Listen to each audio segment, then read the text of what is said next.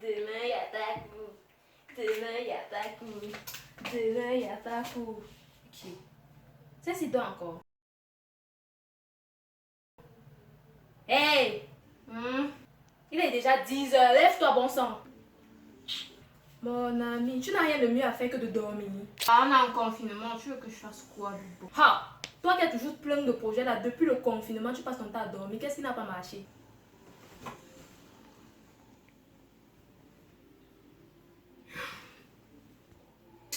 Eh ben, sache que j'ai l'impression que je n'avance pas. Je suis fatiguée, je veux juste dormir. Comment ça? Bah, ma vie, c'est au stand-by. Le confinement, s'il m'empêche d'avancer, ça me freine. Bon, si on commençait par le début. Je t'écoute. Est-ce que tu t'es fixé des objectifs? Bah, sache que je me suis déjà fixé des objectifs.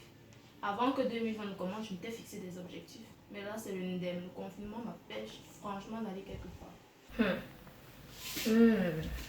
Ok. Parlons de ces objectifs. C'était quoi? Déjà, je vais apprendre à cuisiner, améliorer mes notes. Ok. Un à la fois et tout doucement, s'il te plaît. Commençons par la cuisine. Tu devais apprendre à cuisiner combien de plats? Je sais pas. Ok. Pour les notes, c'était quoi l'objectif? Je veux mieux faire quoi? Tu entends quoi par faire mieux? Avoir au minimum 16. Et tu comptais faire comment pour y arriver? C'est justement ça le problème, j'en ai aucune idée. Donc tu es là, plein d'objectifs comme ça dans la tête. Et tu te permets de perdre du temps en dormant toute la journée au lieu de profiter du confinement pour atteindre ces objectifs. Madame, tu es sérieuse? Tu sais quoi? Ne parlons pas beaucoup. Regarde cette vidéo.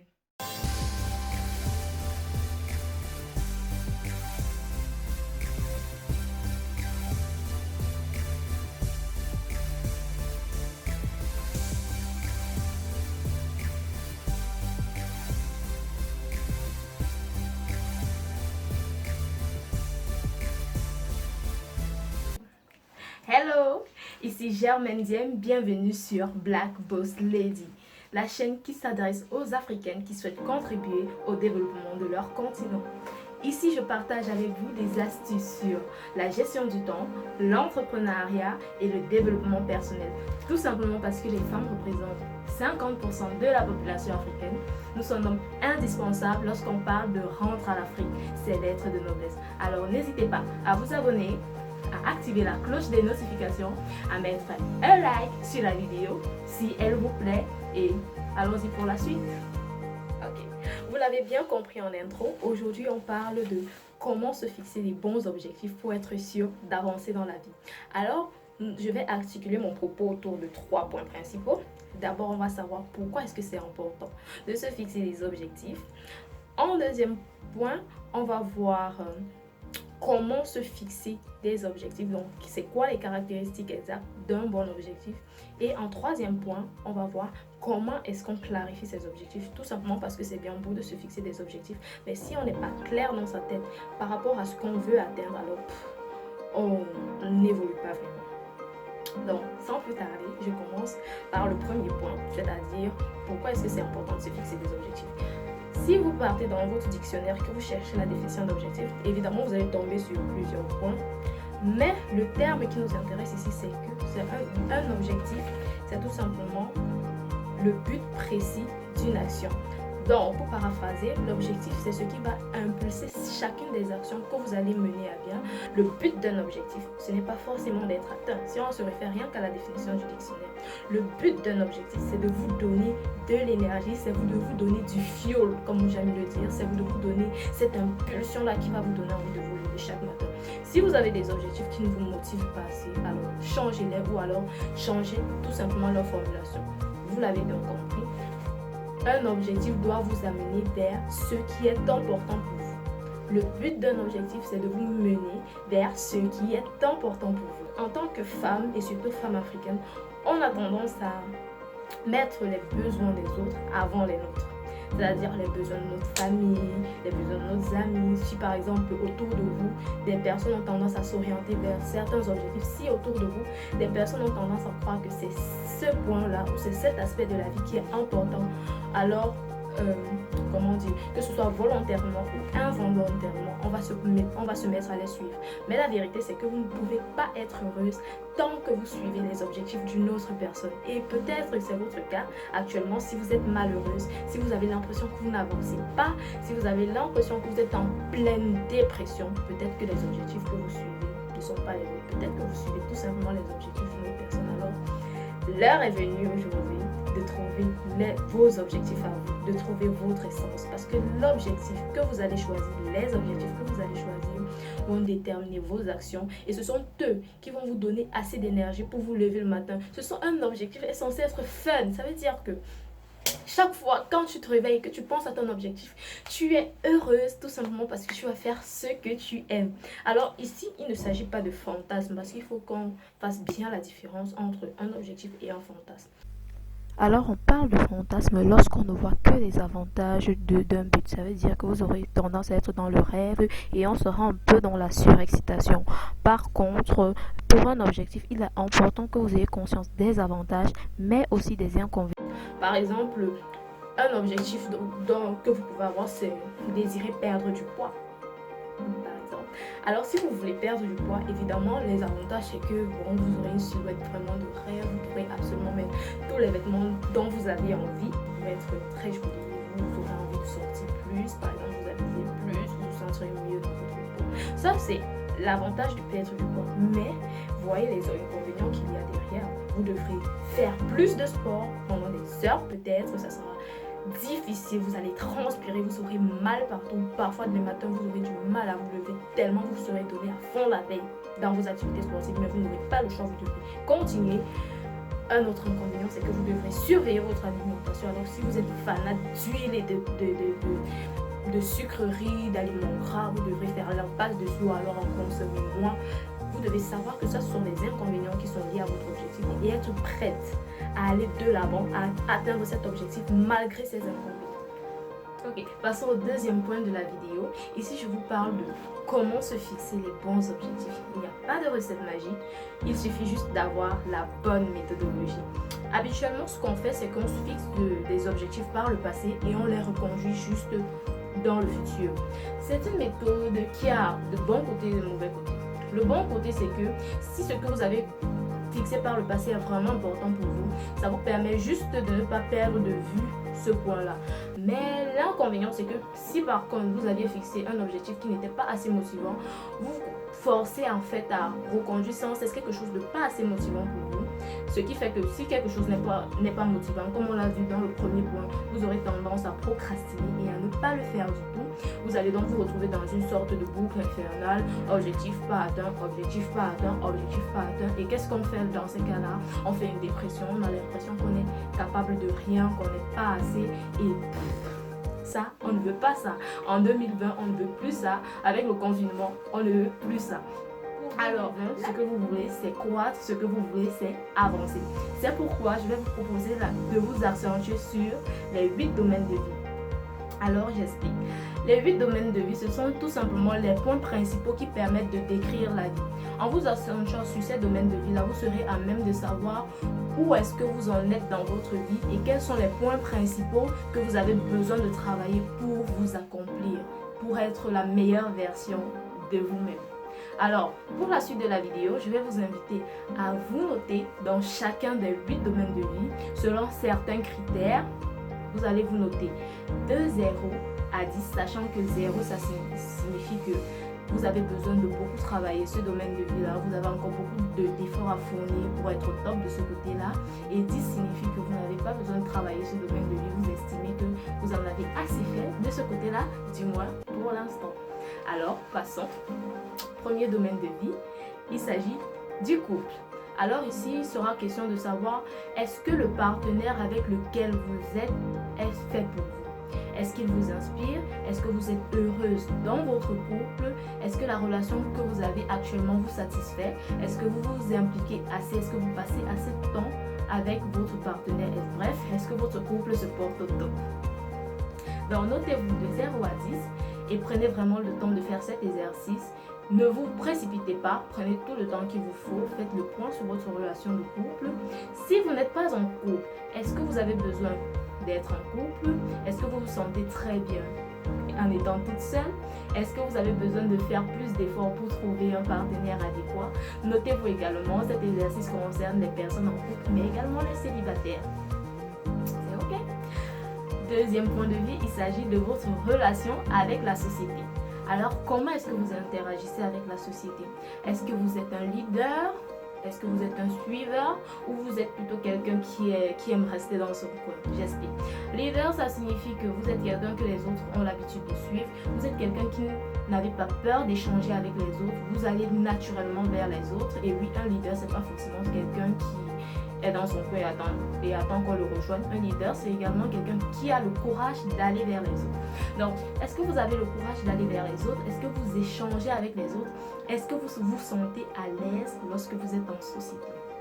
Follower, ça veut dire que vous êtes juste derrière les autres, vous suivez le mouvement, vous n'avez pas spécialement du dégoût pour la populace, mais vous suivez la tendance quoi. Et maintenant, les personnes isolées, ça veut dire les personnes qui vraiment n'aiment pas la vie en société, qui préfèrent rester cloîtrées chez elles, qui préfèrent rester dans leur coin, qui lorsqu'il y a une discussion ne s'en mêlent jamais, ne veulent jamais contribuer, préfèrent garder leurs idées pour elles. Donc notez-vous également de 0 à 10 sur ce point-là. Passons au suivant. Le troisième domaine de vie, c'est celui de la santé.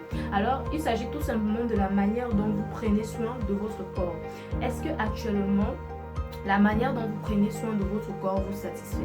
Est-ce que vous faites assez d'exercices physiques? Est-ce que vous avez un sommeil régulier? Est-ce que vous avez une alimentation saine et équilibrée? Et niveau beauté également, est-ce que vous prenez soin de votre visage, de vos cheveux, de votre peau? Est-ce que tous les soins que vous apportez à votre corps vous satisfont? Est-ce que le corps dans lequel vous vous trouvez actuellement est celui qui vous correspond? Est-ce que vous en êtes fier? Est-ce que vous êtes fier de votre corps? Est-ce que vous apportez assez de soins à votre corps? Notez-vous également de 0 à 10 de ce côté-là et passons à la suite. Le quatrième point, c'est les finances. Quel est votre rapport avec l'argent? Alors, lorsqu'on parle de finances, il s'agit principalement de 4 points. Est-ce que vous pouvez produire de l'argent, c'est-à-dire est-ce que vous avez capacité à entrer de l'argent rapidement dans votre poche? Est-ce que vous savez épargner, c'est-à-dire conserver l'argent que vous avez acquis? Est-ce que vous savez faire fructifier l'argent, c'est-à-dire l'argent est déjà dans votre poche, maintenant il est question de l'investir pour le faire se multiplier? Est-ce que vous en êtes capable? Et quatrième point, c'est est-ce que vous êtes à même de parler d'argent?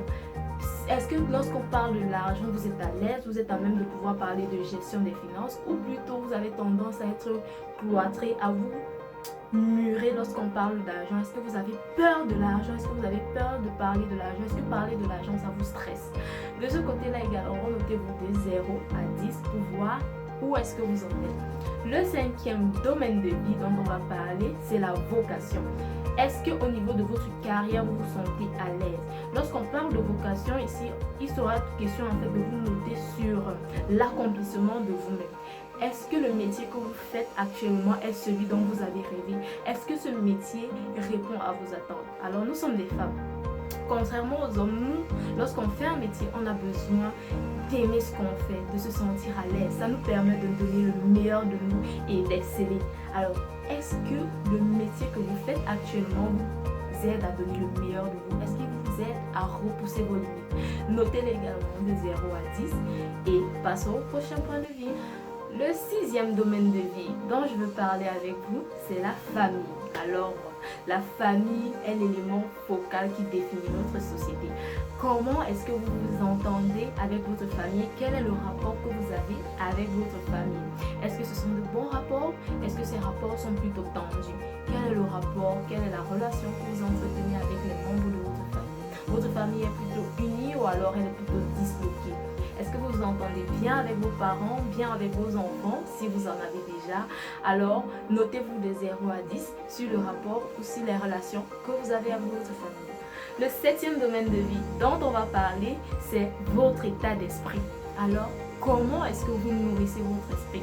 Est-ce que vous êtes une personne qui est positive, qui a tendance à relativiser dans la vie, ou alors vous êtes plutôt pessimiste, vous ne voyez pas le bon côté des choses, vous n'arrivez pas forcément à contrôler vos émotions. Quelle est la valeur que vous apportez à votre esprit? Est-ce que vous êtes quelqu'un de cultivé? Est-ce que vous accordez beaucoup d'importance à ce que vous mettez dans votre tête? Est-ce que vous lisez beaucoup? Est-ce que vous vous informez beaucoup? Ça aussi, notez-vous là-dessus, c'est très important. Alors, 8e domaine de vie, mais non des moindres, là nous parlons de spiritualité. Attention, spiritualité est différent de religion. C'est pas parce que vous n'êtes pas un religieux pratiquant que vous ne pouvez pas avoir de spiritualité. Notons bien cela. La spiritualité revient tout simplement à croire que derrière chaque chose qui se passe, l'être humain n'a pas le contrôle entier. Ça revient à croire qu'il y a une force supérieure qui peut contrôler des événements qui nous dépassent. Alors, sachant qu'il y a une force supérieure qui peut contrôler des événements qui nous dépassent, qu'on appelle Dieu, Allah, Krishna, l'univers ou encore la vie. Comment est-ce que vous réagissez à cela? Est-ce que vous avez tendance à croire que vous pouvez tout contrôler ou alors par contre vous pouvez relativiser lorsqu'un événement ne se passe pas entièrement comme vous l'avez prévu, vous mettez ça sur le coup de l'univers et puis vous vous dites bon, je passe dessus et puis je vais saisir la prochaine opportunité et je ne pourrais pas faire mieux, ça ne dépendait pas entièrement de moi de toute façon. Alors est-ce que vous êtes ok avec ça? Est-ce que vous êtes ok avec le fait que tout ne dépend pas de vous, qu'il y a une force supérieure qui contrôle certains événements et qui a un peu le dessus sur vous? Notez-vous également de 0 à 10 au niveau de la spiritualité. Une fois que vous serez noté sur l'ensemble des domaines de vie que nous avons énumérés, répertoriez les 3 domaines de vie dans lesquels vous avez les notes les plus inférieures. Ça veut dire les 3 plus petites notes que vous avez. Est-ce que c'est fait? Alors, ça signifie que ce sont les 3 domaines de vie que vous avez le plus besoin de travailler actuellement. C'est en fonction de ces 3 domaines de vie que vous allez fixer les objectifs à venir. Alors, maintenant que vous avez les 3 domaines de vie sur lesquels vous devez vous appesantir, sachez qu'un objectif a des caractéristiques fondamentales qui vont permettre à ce qu'il soit atteint avec plus de facilité. Déjà, première caractéristique, un objectif doit toujours être formulé au présent. Ne le formulez pas au futur, ne le formulez pas au conditionnel. Ça, le futur et le conditionnel, ce sont des temps qui vont rendre l'objectif trop abstrait, contrairement au présent qui va rendre l'objectif plus réel et plus proche de vous. Deuxième caractéristique, un objectif doit dépendre de vous. Alors c'est très important. Ça paraît simple dit comme ça, mais beaucoup de personnes se fixent des objectifs qui ne dépendent pas d'elles. Je vais prendre un exemple banal. Pour la vidéo que je suis en train de faire, une grosse erreur, ce serait de dire que je vais avoir comme objectif d'avoir 1000 likes sur cette vidéo. Ce serait une énorme erreur. Tout simplement parce que le nombre de likes que vous cliquez ou non sur le bouton j'aime sur la vidéo, ça ne dépend absolument pas de moi. Par contre, ce qui dépend de moi, c'est de fournir une vidéo de qualité et de fournir une vidéo assez attrayante pour que vous puissiez être incité à mettre un j'aime. Vous voyez un peu la nuance? Alors, ça dépend de vous de mettre un j'aime sur la vidéo et ce qui dépend de moi, c'est la qualité de la vidéo. En passant, n'hésitez pas à mettre un j'aime sur la vidéo. Elle passe depuis un bout de temps déjà. Si vous n'avez pas encore mis un j'aime, pourquoi vous faites ça? Mettez un j'aime. Troisième caractéristique essentielle pour un objectif, c'est que l'objectif doit être écologique à vos valeurs. Alors ça, c'est le Saint Graal. Franchement, la plupart du temps, on va se fixer un objectif qui ne correspond pas du tout, mais alors pas du tout à nos valeurs. Tout simplement parce qu'autour de nous, des gens pensent que c'est l'objectif qu'il faudrait suivre. Tout simplement parce qu'autour de nous, on pense que ça, c'est un objectif qu'il faudrait suivre. Pourtant, ça ne correspond en rien à ce que vous aimez faire, ça ne correspond en rien à ce que vous inspire. Sachez que si vous suivez un objectif qui ne correspond pas à vos valeurs, alors cet objectif est vain. L'heure est venue, si vous suivez un objectif qui n'est pas conforme à vos valeurs, cet objectif est vain. Alors, soit vous reformulez cet objectif de la manière qui va vous inspirer plus, soit vous le changez radicalement. Maintenant que cela est dit, passons sans plus tarder au 3e point de la vidéo. Ici, je vous parle de comment spécifier ces objectifs. Alors, oui, c'est bien beau. On sait déjà quels sont les 3 domaines de vie dans lesquels on doit s'investir pour passer à un niveau supérieur. Mais, si vous ne spécifiez pas votre objectif, Alors, comment est-ce que vous saurez que vous avancez? La méthode que je vais vous proposer aujourd'hui, je l'ai tirée d'une de mes formations faites avec le coach David Laroche. Il s'agit de la formation Entraîner pour réussir. C'est une formation vraiment très édifiante. Je ne vais pas faire la publicité ici. Par contre, je vais mettre dans la barre de description le lien vers la chaîne YouTube de David Laroche. Vous pourrez ainsi découvrir quelle est l'étendue de ce qu'il propose sur sa chaîne.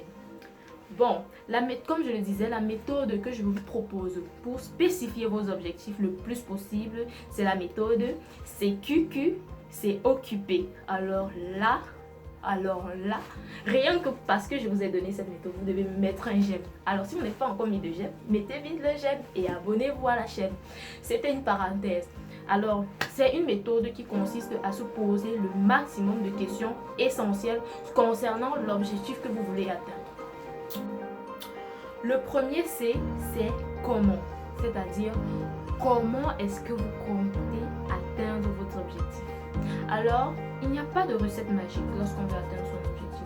Il ne s'agit pas de dire à tout prix de trouver le comment idéal, non. Là, vous devez trouver le meilleur moyen que vous avez dans votre tête actuellement. C'est d'abord ça. Sinon, vous ne passerez jamais à l'action. Si vous êtes toujours en attente de la méthode idéale, vous n'avancerez jamais. Trouvez d'abord la méthode que vous avez en tête actuellement et au fur et à mesure que vous avancerez, vous trouverez ce qui ne marche pas et vous aurez l'occasion de le corriger. Si par exemple, vous souhaitez améliorer vos notes pour le semestre à venir, là, je suis en train de m'adresser aux étudiantes. Cherchez les différentes méthodes que vous pourrez adopter pour pouvoir les améliorer. Est-ce que vous allez faire plus d'exercices? Est-ce que vous allez passer plus d'heures à étudier, plus d'heures à lire? Est-ce que vous allez faire plus de recherches? Définissez quelles sont les méthodes, les voies et moyens que vous allez employer pour atteindre cet objectif. Maintenant, deuxième question, c'est quoi? Alors là, il s'agit tout simplement de définir l'objectif. Deuxième Q, qui va vous aider? Qui va intervenir dans le processus d'améliorer vos notes? Avec qui est-ce que vous devrez travailler s'il faut améliorer vos notes? Est-ce que vous aurez besoin de cours de soutien, de quelqu'un qui va vous faire des cours de soutien? Est-ce que vous aurez besoin de travailler en collaboration avec vos camarades? Est-ce que vous aurez besoin de suivre des vidéos, par exemple, d'enseignants de physique? Est-ce que vous aurez besoin de communiquer en permanence avec votre enseignant pour avoir des méthodologies, pour avoir des astuces qui viennent de lui? Ça, c'est à vous de le définir. Maintenant, le deuxième C, c'est combien. Ici, il s'agit de tous les chiffres clés qui vont entrer dans l'accomplissement de vos objectifs. Je reviens encore au cas de l'étudiant qui va améliorer ses notes. Si vous souhaitez par exemple passer de 13 à 16, ça signifie que vous devrez augmenter la fréquence d'exercices que vous faites. Ou alors augmenter votre fréquence de lecture, augmenter le nombre de livres que vous lisez, la répétition. Ouais, donc, est-ce que vous devrez passer par exemple de 3 livres par semaine à 6 livres par semaine? Est-ce que vous devrez passer de 3 exercices par matière à 6 exercices par matière? Est-ce que vous devrez passer d'un temps d'étude de 4 heures à un temps d'étude de 6 heures? Là, c'est à vous de le définir et définissez-le en fonction de vos capacités. C'est compris? D'accord. Passons au, c'est-à-dire où. Bon, nous sommes en confinement, donc normalement les déplacements sont censés être restreints et au Cameroun, on ne se déplace que lorsque c'est nécessaire ou lorsque c'est indispensable. Donc moi, je vous invite, si vous êtes étudiant, à rester à la maison pour travailler. Maintenant, si vous avez d'autres objectifs, par exemple comme perdre du poids ou augmenter votre chiffre d'affaires, pour la perte du poids, c'est pareil, vous pouvez également travailler à la maison. Vous pourrez plutôt aussi choisir de travailler dans des salles sportives, oui, où le nombre de personnes est limité. C'est également un choix. Si vous êtes entrepreneur, par contre, ne sortez que lorsque c'est vraiment nécessaire. À vous de déterminer quels sont les endroits clés et essentiels où vous devez vous rendre pour atteindre les objectifs que vous vous êtes fixés. Le dernier Q, c'est le quand, c'est-à-dire quels sont les délais que vous vous fixez ou quel est le délai que vous fixez pour atteindre votre objectif. Est-ce que c'est un objectif à atteindre sur 6 mois? Est-ce que c'est un objectif à atteindre sur 1 an? Dernier point, c'est le pourquoi. Alors c'est un dernier, mais croyez-moi, c'est le plus important. Ici, les questions pour vous, vous demandez pourquoi est-ce que vous faites cela? Pourquoi est-ce que c'est important pour vous? On revient encore au premier point de la vidéo. Pourquoi est-ce que c'est important? Alors faites une liste d'au moins, alors quand je dis au moins, c'est au moins 10 pourquoi votre objectif est important. D'abord, pourquoi c'est important pour vous? Pourquoi c'est important pour votre famille? Pourquoi c'est important pour tout votre entourage? Pourquoi c'est important pour vous d'avoir de bonnes notes? C'est parce que vous voulez peut-être vous garantir un avenir meilleur, parce que vous voulez avoir un bon relevé de notes, pour avoir une mention pour votre examen, pour avoir un bon travail, ça va faire beau devant les recruteurs. Peut-être c'est parce que ça concerne une matière qui est vraiment importante pour vous, que vous souhaitez vraiment comprendre et être à même d'expliquer. Peut-être c'est important pour votre plan de carrière. Alors notez-le. Parlez-en, donc c'est-à-dire la liste de vos 10 pourquoi là, vous devez la lire chaque fois que vous avez une baisse d'énergie, chaque fois que vous avez besoin de vous remonter le moral, chaque fois que vous avez l'impression que vous n'y arrivez pas. Cette liste de pourquoi va vous permettre de regagner en énergie et de regagner en volonté.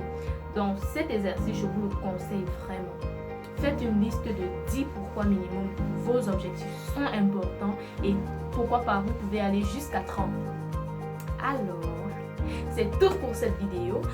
Je vous ai parlé de pourquoi est-ce que c'est important d'avoir des objectifs, de comment se fixer des bons objectifs et de comment est-ce qu'il faut spécifier ces objectifs. Alors, j'espère que cette vidéo vous a plu. Si vous avez oublié de mettre un like malgré mes nombreux rappels au cours de la vidéo, c'est le moment ou jamais. Mettez un like, partagez-le au maximum à toutes les femmes que vous souhaitez voir réussir, qu'elles soient étudiantes, entrepreneurs ou employées. Black Boss Lady est une chaîne qui s'adresse à tout le monde. Je vous dis au revoir pour la prochaine vidéo.